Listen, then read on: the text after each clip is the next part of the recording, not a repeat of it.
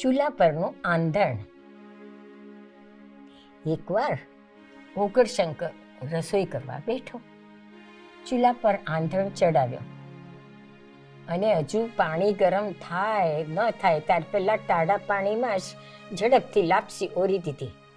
પછી જરાક ચાખી જોઈ, બરાબર ન લાગી એટલે આંધણ અને લાપસી ફેંકી દીધા. કોઈ ભલા માણસે કીધું, અરે ખાંડ નાખી, એટલે ઓગણશંકરે ખાંડ નાખી અને પાછું પાણી ચૂલા પર મૂક્યું અને ઓગળે ખાંડ નાખી ફરી પાછું ચાખી જો. બહુ ગળું ગળું લાગ્યું એટલે પાછું બધું ઢોળી નાખ્યું.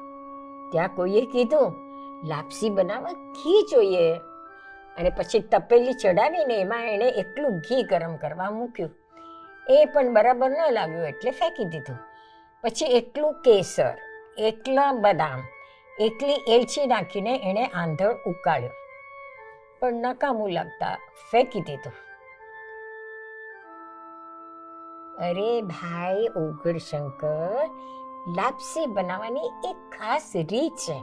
પહેલાં ઘી ગરમ કર, તેમાં લાપસી શેકી લે, પછી જે આંધણ ગરમ કરવા મૂક્યું છે એમાં શેકેલી લાપસી ઓરી દે, પછી પ્રમાણસર સાકર, એલચી, કેસર, બદામ વગેરે ઉમેરી દે.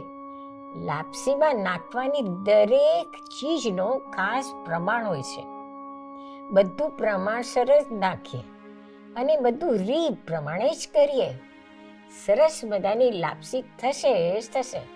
ભાઈ ઓઘડ, તારી સમક્ષ અનેક માનવીઓ, અનેક સંબંધો આવે છે, અનેક કર્તવ્યો આવે છે, અનેક પરિસ્થિતિઓ આવે છે, અને આ સર્વ તારા જીવનમાં કશું ઉમેરતા જાય છે, અને એમાં તું કશું ઉમેરી શકે છે.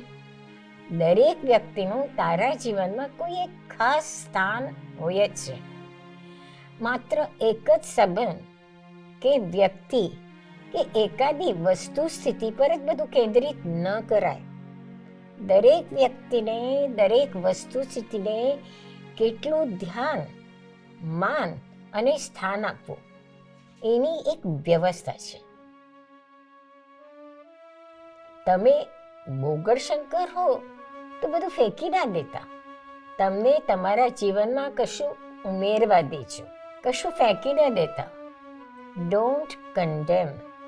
પણ દરેક પરિસ્થિતિ, દરેક વ્યક્તિ, દરેક વસ્તુ સ્થિતિને, દરેક સંબંધોને યોગ્ય રીતે, યોગ્ય પ્રમાણમાં સ્થાન, માન અને ધ્યાન આપવાથી જિંદગી સુંદર બની રહે છે.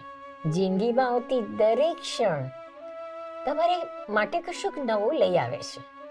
એ લઈ શકો એવી સૂચનાઓ પણ ઉપલબ્ધ છે. જેને જિંદગી જીવતા આવડી છે અને એઓની મદદ અને માર્ગદર્શન મેળવીને જિંદગીને સુંદર બનાવી જ શકાય. ક્યારેય જિંદગીમાં શું ઉમેરવું અને જિંદગીમાં મળેલામાંથી શેને બાદ કરી નાખવું, એ તમે જ નક્કી કરી શકો.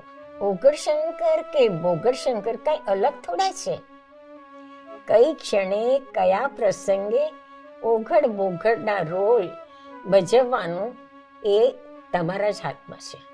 આખરે આંધણ તો તમે ચડાવ્યું છે ને.